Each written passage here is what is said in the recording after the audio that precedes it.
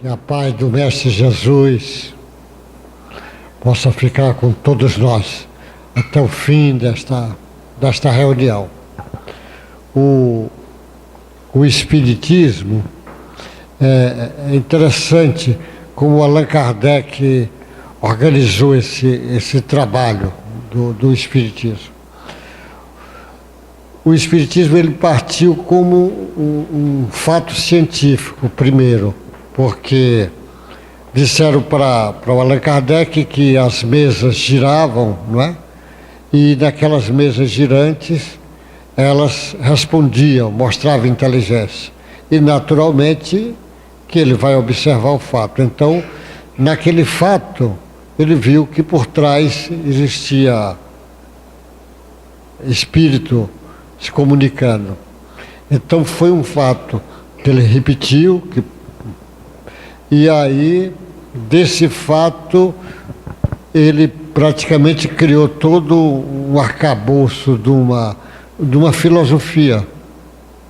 E, ao mesmo tempo, esta filosofia tinha uma mensagem moral muito forte, que é o que nós podemos chamar de religião, essa parte religiosa, que ficou forte. Então, normalmente, o Espiritismo, ele sai da ciência na direção da filosofia e da religião.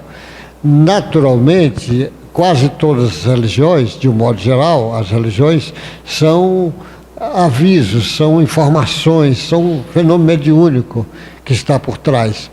Mas o Allan Kardec, ele parte de um fato científico. Então, aquilo ele dando a olhar o que formou a filosofia espírita. A filosofia espírita não é reconhecida pelos filósofos como filosofia. Não é nem um pouco reconhecida, porque ele não usa aquela linguagem própria dos filósofos, mas nenhuma filosofia tem uma abrangência igual ao Espiritismo. É como se ele abrisse assim as cortinas para mostrar o outro lado da vida, e ele responde todas as grandes questões filosóficas. O que é Deus, não é? O que é a vida, vai respondendo a reencarnação, a evolução do espírito, a pluralidade do mundo, por que nasce, por que morre, por que evolui, como são, e abre leque para uma compreensão cósmica do homem cósmico, do homem sendo visto no universo, a compreensão de Deus. E também uma das coisas muito forte no pensamento filosófico espírita é tomar Jesus como modelo e como guia. É algo muito forte. Então, a filosofia espírita, por não ser conhecida como filosofia no meio acadêmico, mas com certeza nenhuma filosofia aproxima do Espiritismo. O Espiritismo te pode garantir, sem medo de errar, que será o delta que todas as filosofias vão desaguar nela. Ele é. Porque aqueles filósofos que atacam, como há pouco tempo eu vi um filósofo falando do Espiritismo como filosofia, que não era. O sujeito pode desafiar qualquer um filósofo. Desafio algum filósofo que estudou o Espiritismo, que leu os 21 livros do Allan Kardec e é capaz de mostrar tal assunto entra em contradição com esse. Se ele leu, se ele for correto ele não vai conseguir encontrar. Existe alguém que leu um pedaço, leu algum livro e quer dar opinião, mas se ele tiver lido sem preconceito, ele não vai dizer que é contraditório hora nenhuma. Não tem nenhum trabalho filosófico no mundo feito de uma forma organizada que ele possa vir mostrar que o Espiritismo não é realmente um caminho filosófico. Agora, na linguagem deles, mas também nessa mesma linguagem, eles não reconhecem Jesus como filósofo. Jesus não é visto como filósofo no meio dos filósofos. E Jesus, eu posso garantir sem medo de errar, que é, sem sombra de dúvida, o maior filósofo que a Terra já conheceu. Só que a filosofia de Jesus é a filosofia do amor, não em cima dessas linguagens. Então, linguagem filosófica tradicional. Mas vamos enveredando nesse caminho, a gente refletir sobre a filosofia espírita. Existem alguns caminhos filosóficos para a humanidade. Alguns são poucos caminhos. Um caminho é o caminho do materialismo. O materialismo é um caminho muito forte. Então, não existe Deus, não existe espírito, é tudo da matéria. A filosofia materialista, ela é antiga, desde a época galênica. Lá na Grécia já se discutia o Demócrito, o Epicuro, tem bastante trabalhos que já vêm de lá. Só que o materialismo grego é diferente do materialismo atual. O materialismo grego, ele ainda admitia a existência do ser, do Parmênio, lá existia, dos pré-socráticos discutindo isso, e trazia um materialismo energético, mas admitindo a existência do ser.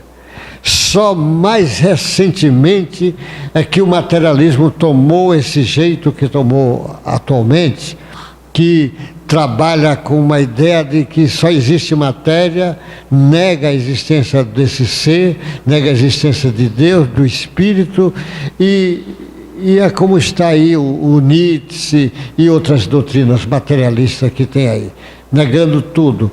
Só que é muito interessante como esse materialismo cresce.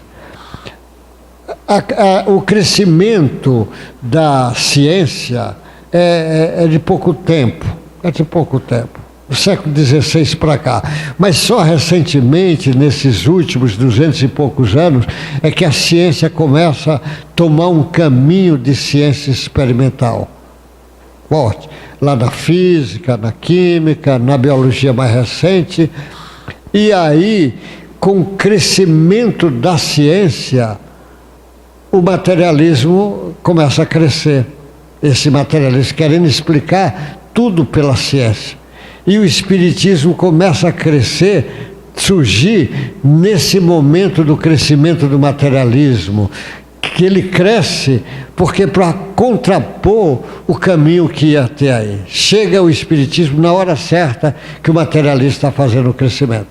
Porque só o espiritismo vai enfrentar o materialismo frente a frente para explicar as altas coisas como a existência do Espírito, de Deus, da reencarnação e assim por diante. Ele vai, as teses espíritas que vai enfrentar esse materialismo. Então o materialismo é como o Herculano Pires diz, é uma flor de estufa, ele não resiste muito tempo. O materialismo tem alguns, como no caso do marxismo, que é materialismo, lá com Engels e o Marx, toma o caminho. Mas qual foi a nação que o materialismo prevaleceu? O homem é por si só um ser que tem a ideia inata de Deus dentro dele, a lei da adoração está dentro dele. Por isso jamais existiu uma nação, um povo materialista, todo materialista, não existe. No momento que está esse crescimento forte, mas esse crescimento é, como diz o Herculano Pires, é flor de estufa, ele não vai resistir muito tempo. Eu lembro o Bezerra de Menezes numa discussão. Bezerra de Menezes era um intelectual, ele tinha sido prefeito do Rio de Janeiro, equivalia como se fosse hoje governador de Brasília, tinha sido deputado, e ele tinha tomado o caminho do espiritismo. E lá numa conferência dele, lá na Federação Espírita, quando ele começa a falar, um intelectual levantou na plateia e disse: eu vim lhe convidar para uma discussão, você defender a tese espírita e eu defender o materialismo. Antigamente se convidava para esse tipo de discussão pública. E o Bezerra, sereno, olha para ele e diz: eu aceito a discussão, só que eu exijo uma condição. Ele disse: qual? Disse que você traga alguém, uma mãe que perdeu um filho e a tese materialista foi capaz de acalmar aquela mãe. Traga alguém que suicidou alguém na família e as teses materialistas é capaz de acalmar aquela família. Ele foi enumerando umas coisas e disse: se você trouxer um, eu vou para a discussão. Agora, se você não trouxer uma só testemunha, eu não irei para a discussão, porque é perca de tempo. Na realidade, esse materialismo que está aí, mas o espiritismo, ele vem para enfrentar. É isso que eu queria chamar a atenção. Esse materialismo atual é coisa recente, mas também tem seus dias contados, porque o materialismo é como diz Jesus: você vai construir a casa em cima da areia. Vem a primeira chuva ou tempestade e derruba esta casa. Você precisa construir a casa em cima da rocha. E você vai vendo que esse é um dos caminhos filosóficos. Outro caminho filosófico é o panteísmo, que o sujeito morre e vai para Deus, Deus recebe tudo, é como se fosse Deus, está dinâmico, está mudando. E o Espiritismo chama a atenção que Deus é eterno, é imutável, não dá para você fazer esse dinamismo. É como se fosse o materialismo averso. Mas existem essas discussões nessa área. Então vão trazendo as teses para discutir a filosofia espírita, e alguém, principalmente o materialista que trabalha com a ideia do monismo, aí diz assim: essa dualidade espírito-matéria não dá combinações.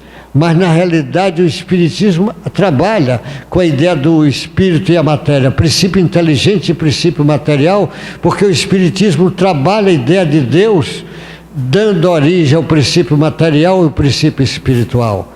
Então, essa dualidade existe, mas existe numa unidade, porque o corpo humano, ele é feito, a base está no espírito. O espírito que dá origem vai formar o perispírito e, consequentemente, o corpo. Normalmente volta para a unidade, essa unidade, que de novo vai manter essa unidade lá ligada com Deus. Mas às vezes as pessoas dizem, porque o Espiritismo tem essa visão trina muito forte, do corpo espiritual, do perispírito, o corpo e o espírito. É trino, mas ao mesmo tempo é uno, porque é o espírito que comanda. Então, às vezes, alguém diz: mas tem muitos corpos, como os esotéricos trabalham. E o Espiritismo diz: tem. Você pode dividir esse perispírito em vários corpos, mas de novo vai ser o perispírito formando o corpo, e isso formando a unidade que é o espírito. Ele sempre vai ter um monismo. Só que o monismo numa compreensão não da dualidade espírito-matéria que a igreja ensina, porque ela chama essa seção como se fosse uma unidade. Então o Espiritismo, ele vai explicando os temas discutidos nas filosofias: o livre-arbítrio, o determinismo, o livre-arbítrio, que o Espiritismo chama a atenção que o livre-arbítrio existe como uma conquista do espírito, mas a proporção que ele vai evoluindo, esse livre-arbítrio vai aumentando, porque esse livre-arbítrio tem mais capacidade quanto mais evoluído o espírito, menor capacidade quando o espírito é menos evoluído, o princípio inteligente lá menos evoluído. Então as teses que o Espiritismo trabalha sobre a evolução. O Darwin lançou o trabalho sobre a teoria da evolução das espécies, o Darwin e o Wallace, que foi na mesma época que lançaram o trabalho, mas o Allan Kardec, antes do Darwin, ele tinha lançado o trabalho da evolução, da evolução, dizendo que tudo se encadeia do universo, do átomo ao arcanjo. O Kardec já trabalha com a evolução, só que ele trabalhou com a evolução do espírito, que o Darwin não trabalha, mas a evolução do espírito espírito é a chave para você entender o elo perdido que o Darwin explica, como é que você vai entendendo essa evolução. E o Chico Xavier, numa psicografia do André Luiz, escreve Evolução em Dois Mundos, para a gente entender realmente essa evolução é feita daqui do outro lado, daqui do outro lado, e vai caminhando. Então o Espiritismo traz a tese da reencarnação para a discussão, que a tese da reencarnação, dentro de breve, será reconhecida como uma verdade, uma lei biológica natural. Ele traz isso para que o sujeito pudesse entender, e nesse entendimento você aí compreende o problema da dor, do sofrimento, da evolução. Você até compreende que a humanidade nossa não é só aqui desse planeta. Nós estamos ligados porque o Kardec chama atenção para esses seres extraplanetários. Por isso que ele diz, há muitas moradas na casa do Pai, como Jesus usa o termo, e ele usa que tem muitos habitantes em muitos planetas. Desde o início, o Espiritismo trabalha com essa tese. Hoje já se sabe que tem bilhões e bilhões de planetas, e agora os cientistas já trabalham também com essa tese. Que há, e a humanidade de outras galáxias também é nossos irmãos, porque são filhos do mesmo Pai. Então nós vamos abrindo um leque desse entendimento fantástico para começar a compreender. É que os homens de ciências, de um modo geral, ele estuda as leis da natureza. Estuda o fenômeno natural, as leis da natureza, e Kardec já diz lá atrás, no Livro dos Espíritos, as leis naturais são leis divinas. Tanto o homem de ciência que estuda as leis que regem os fenômenos da natureza, a matéria, como as leis morais que o espírito geralmente trabalha, normalmente são do mesmo autor. É o mesmo autor que criou as leis naturais estudadas pela ciência e as leis morais estudadas pela teologia. Então, na realidade, o Espiritismo vem e diz, quem estuda as leis morais pesquisa as leis divinas, igual quem estuda as leis naturais da ciência também pesquisa as leis divinas. Todos dois estão trabalhando da mesma forma, apesar de achar que estão diferentes. É que muitas vezes o cientista, ele tem conhecimento da matéria, mas é cego para essas outras leis. E o teólogo, às vezes o religioso, conhece as leis morais e é cego para outra, como se pudesse, as duas coisas fossem diferentes. E o Espiritismo, ele vem para unir a ciência e a espiritualidade. Hoje já se fala nisso, mas o Kardec já trabalhava isso há 160 anos, dizendo que tem que unir a ciência e a espiritualidade, porque estão estudando a mesma verdade, só em formas diferentes. Que o grande cientista, ele é igual a um grande religioso. E um grande religioso é um grande cientista, quando ele começa a compreender isso. O Espiritismo vai abrindo esse leque de entendimento. Tem outros caminhos filosóficos, como a igreja trabalha. O espírito é formado ali, no momento que vai nascer, e quando morre, e vai ou para o céu ou para o inferno, como os islâmicos trabalham assim, os evangélicos, os ortodoxos, e mais recentemente a história do purgatório. Mas o Espiritismo abre o leque de entendimento para você, inclusive, quebrar esses dogmas irracionais, porque ele mostra que não tem possibilidade do sujeito ter sido formado aqui. Como é que vai explicar a evolução do espírito? Como é que vai estudar o estudo dos gênios? Como é que vai estudar uma série de outras interrogações que o Espiritismo vai? O Espiritismo responde os porquê e o como da filosofia como ninguém. Só que acontece, o homem de ciência, ele abre o olhar aumenta muitas vezes da capacidade dele de observar, de ver, de sentir, de ver, de ouvir. Ele abre os órgãos dos sentidos. Quando Galileu, com a luneta, abriu o olhar do homem para o universo, que com o olho nu ele via pouca coisa. Quando o microscópio abriu o olhar para o homem ver micróbios, bactérias, célula, interior da célula, a partir desse instante. A ciência tem essa capacidade de fazer isso. Abre a percepção dos nossos órgãos de sentido. A gente escuta até de outras galáxias som, porque hoje amplia o som. Mas a filosofia amplia o leque da razão, das perguntas, do porquê, do como. Ele amplia isto. Mas um filósofo pode ampliar isto e fazer um trabalho prejudicial até para ele e para a sociedade, como é o caso do Nietzsche com a ideia do materialismo dele.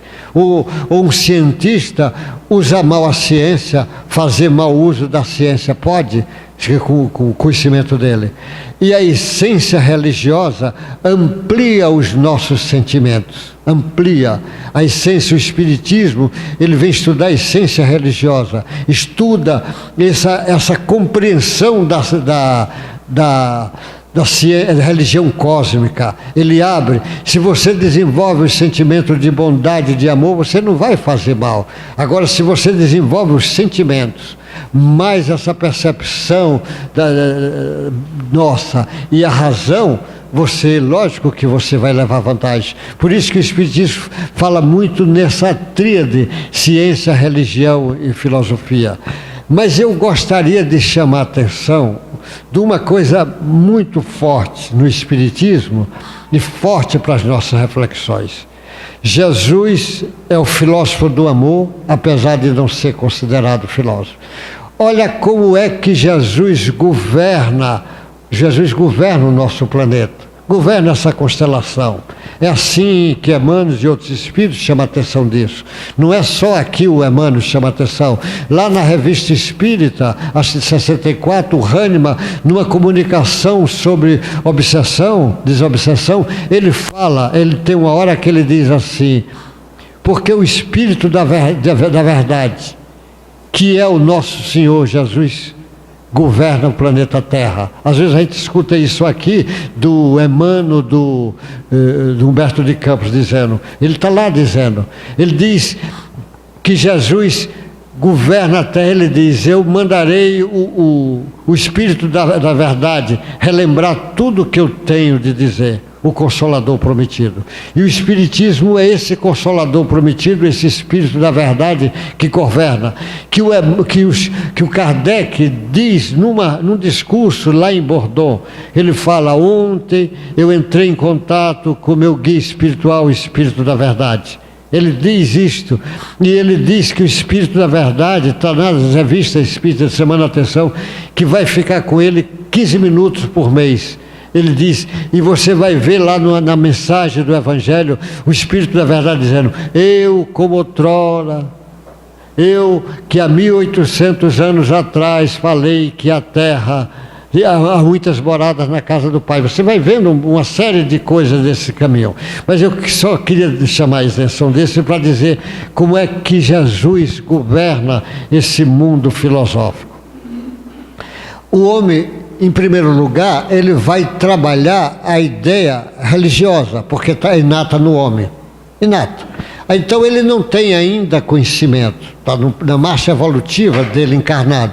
O planeta era lá mais atrasado, melhorou, veio algumas pessoas para ajudarem no planeta, alguns espíritos de outra constelação para ajudar, e as ideias religiosas ficam soltas. Jesus, quando encaminha um Buda, um Zoroastro, um Moisés, é para juntar o que tem de conhecimento religioso ali. A partir dali, a religião toma outro caminho. Mas a filosofia também está solta, vários pedacinhos soltos, quando chegou a época da filosofia. Quando reencarna um Sócrates, é para juntar o que tem de conhecimento de filosofia. A filosofia, a partir do Sócrates, ela toma outro caminho. Mas a ciência também é a mesma coisa. A ciência é assim. Quando a sociedade já está discutindo sobre o universo, discussões variadas, às vezes místicas, sem lógica nenhuma, vem um Galileu para juntar esse conhecimento, para dar um avanço imenso nesse conhecimento. O Galileu, ele escreve no livro A Gênese do Allan Kardec, ele escreve, quando ele diz assim, ele fala, ele que é um dos que dita uma parte da Gênese, ele diz: eu fui escolhido para falar desse tema porque sou o mais preparado entre vocês sobre esse assunto do universo. Mas o meu conhecimento em relação ao universo é tão pequenininho que eu não gostaria que vocês pegassem alguma hipótese minha e transformassem em verdade. Você veja o conhecimento desse espírito. É como se pegasse qualquer um aqui, num grupo de criança pequena, vai ensinar matemática. Se diz ali, olha, mandaram eu ensinar matemática, porque do grupo aqui é quem melhor entende de tabuada, de ensinar isso para vocês. Mas o meu conhecimento junto dos matemáticos é tão pequenininho que eu não posso dizer que conheço matemática. Então você vai ver como é que trabalha. Ele trabalha assim, na arte, é assim que trabalha. Ele pega a música, várias coisas de música, vem um Sebastião Bach, praticamente dá um nó na música, a música é diferente a partir do Bach. É assim que vai trabalhando, é isso que eu queria dizer. A filosofia, ela vai ampliando. Estava lá aquela turma pré-socráticos, ou a filosofia oriental, que é muito mística, misturado com religião. Depois, os pré-socráticos já foi um avanço. Quando Sócrates chega, mais avanço. E vai aparecendo outros, como Kant, vai trazendo informações interessantes, e vai ampliando. Por isso que todas essas filosofias vai cair nesse delta chamado Espiritismo. Porque o Espiritismo, ele vai explicar não só as doutrinas panteístas e várias linhas filosóficas nessa lá, as doutrinas materialistas, mas também as deístas, trabalha ligado com o cristianismo e com o islamismo e etc. Ele tem material para discutir isso. Mas eu queria chamar a atenção assim, Jesus é que está fazendo esse comando. Se ele está fazendo esse comando, é porque ele é quem mais entende de filosofia. Ele é quem mais entende de ciência. Ele conhece a nossa ciência e milhares de outras ciências que nós ainda não conhecemos. Ele conhece a ideia do belo e da arte, da perfeição na direção de Deus. Ele conhece isso tudo. Então, a filosofia espírita, ela é como vai juntar todas nesse caminho, porque a filosofia espírita, ela aponta para a filosofia do Cristo. É assim que ela aponta. É o Cristo dizendo: de mim eu não ensino nada, Jesus ensinando. Eu digo o que o Pai quer que eu diga. Quer ver Deus? Olhe para mim. Ele diz, é por isso que ele diz: eu sou o pão da vida, eu sou o bom pastor, eu sou a luz do mundo. Ele está dizendo que ele está aqui porque o Pai designou ele para comandar o planeta. E ele está querendo ensinar, e ele reencarna aqui como modelo e como guia. É assim que o Espiritismo aponta nós para entendermos Jesus. E você vai ver um Paulo de Tarso dizendo: imite-me, que eu imito Cristo. Não sou mais eu que vivo, é o Cristo que vive em mim. Olha ele falando. O João Batista dizendo: é preciso que eu diminua para que ele cresça. Quando pergunta a ele se ele é o Messias, ele diz: eu não tenho condição de desabotoar a sandália do Messias. E o Messias que ele está apresentando o Pai é como nós podemos entender Deus na hora que você olha Jesus. Olha o Evangelho do João para você ter um entendimento do Cristo. Mas o Cristo, ele diz, ele não faz nada a não ser o que o Pai quer que faça. Mas é o Cristo que diz: eu mandarei o Consolador prometido, o Espírito de verdade, para relembrar tudo que eu ensinei. Então o Espiritismo é esse Consolador prometido, é esse Espírito de verdade. E o Espírito de verdade aponta nessa direção do Cristo. igual esses grandes. É o Emmanuel dizendo para o Chico: Chico, se eu me afastar de Jesus e de Kardec, se afaste de mim. Ou seja, meu conhecimento não é nada. Jesus e Kardec é que é o conhecimento, não é o meu. Então o Espiritismo chega, diz, toda a filosofia espírita é para relembrar a filosofia do Cristo, que é a filosofia do amor. Então, essa é como se fosse o delta que está juntando, apontando na direção do Cristo. Então, quando a gente está dizendo aqui, o que é que eu estou dizendo? Estou dizendo que essas verdades já estão lá prontas. O Cristo é que comanda toda a filosofia. Então, os filósofos não reconhecem Jesus como filósofo. E é, sem sombra de dúvida, o filósofo dos filósofos. Ele resume a filosofia dele na filosofia do amor. O amor é capaz de explicar as demais coisas. Então você vai ver, e o Espiritismo, de novo, não é reconhecido como filosofia, mas o Espiritismo aponta a filosofia do Cristo como a verdadeira. Ele não está trazendo, criando coisa nova, ele está apontando aquela direção. E se Jesus, ele diz que ele é modelo e guia, e nós estamos aqui para olhar Jesus como modelo e como guia. Então, para Jesus ser modelo e guia nosso, nós precisamos realmente estudar as coisas de Jesus, o Evangelho, meditar sobre isso, refletir, meditar e depois pôr em prática. Porque se o sujeito diz, eu sou cristão, porque entrou numa igreja, num centro espírita, foi batizado, canta, louva a Deus, sabe de cor o Evangelho, mas se a vida dele não entra na frequência do Cristo, ele não é cristão. Então o Espiritismo vem e diz, o Espiritismo é para relembrar o Cristo. O Espiritismo diz para nós, nós somos convidados a ser cristãos. Mas para ser cristão, você tem que entrar na frequência do Cristo. Se você é uma pessoa que não quer perdoar, pelo menos não se esforça na direção do perdão, como é que quer ser cristão? Como é que você quer ser cristão se fica dando rasteira nenhum no outro? Não é cristão esse caminho. Você que é cristão e fica mergulhado em vícios de droga, de bebida, tantos vícios. Como você está querendo ser cristão? Então a doutrina espírita vem e diz que Jesus fala o que ele faz, qualquer um pode fazer e muito mais.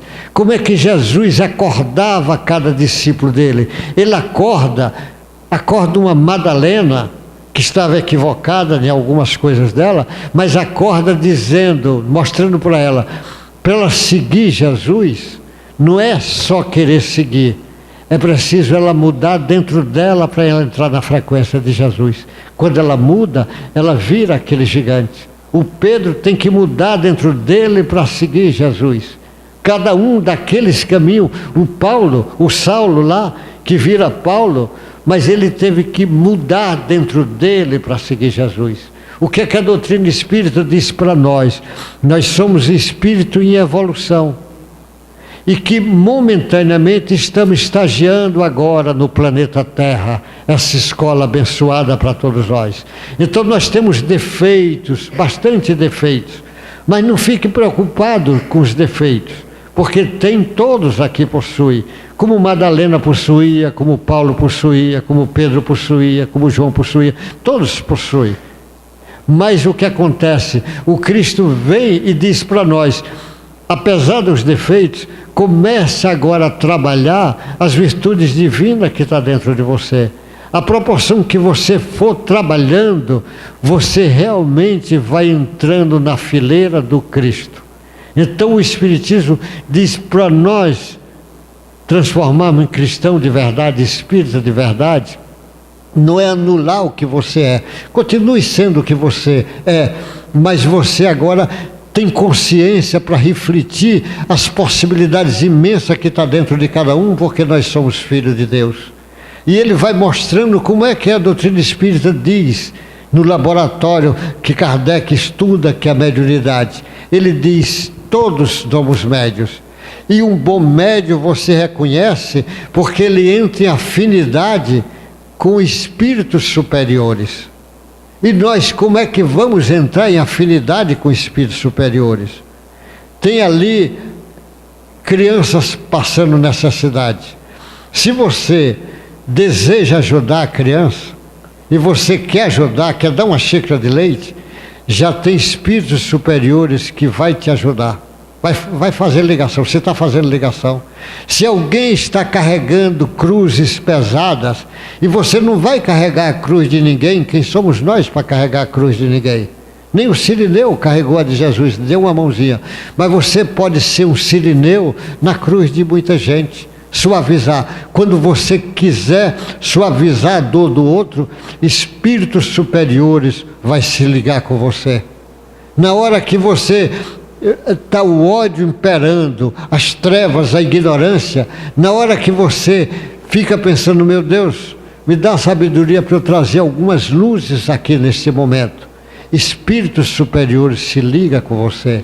Então, se nós queremos nos unir a espíritos superiores, não é pela nossa capacidade que vamos unir, nós vamos unir a proporção que você abrir seu leque de entendimento na direção do cristianismo, usar suas mãos na direção do Cristo. Como Jesus diz, toda vez que fizer um desse pequenino, é a mim que está fazendo. Usar a maneira de você falar nessa direção.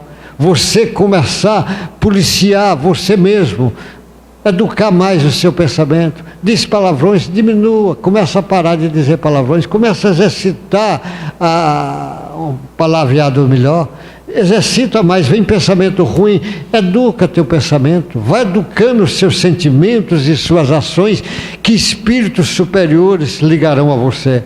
E a proporção que for ligando, você vai na direção do Cristo.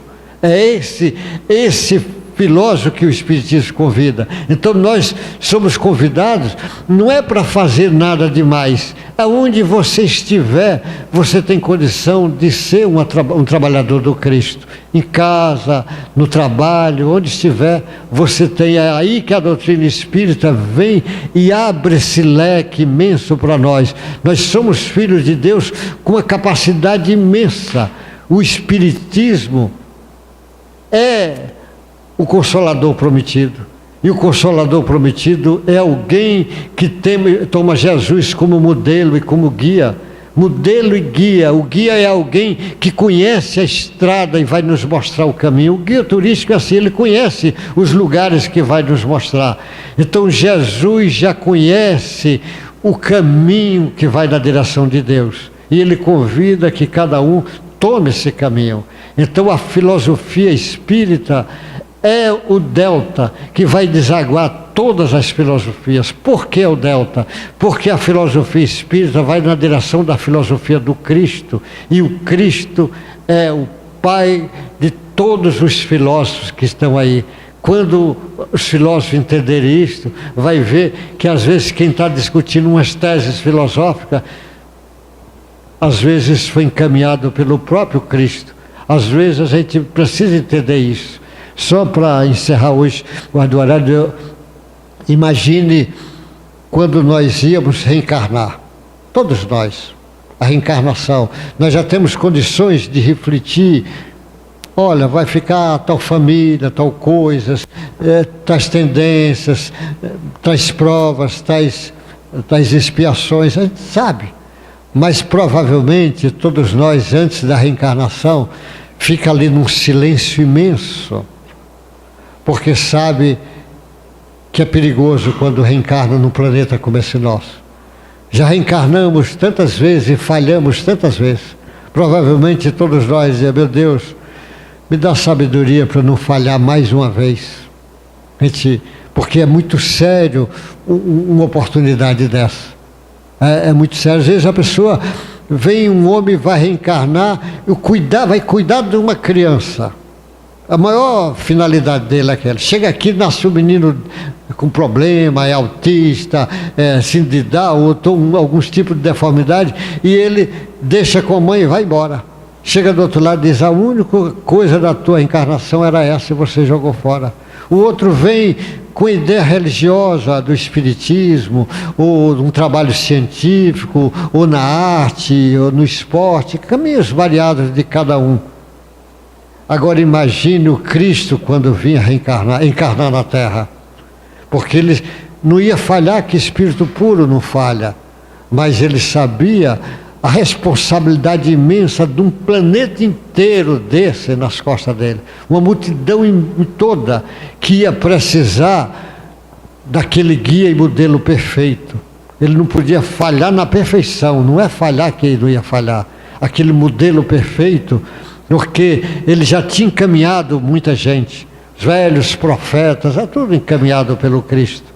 Os grandes líderes em todas as áreas da política, social, o Jesus está comandando.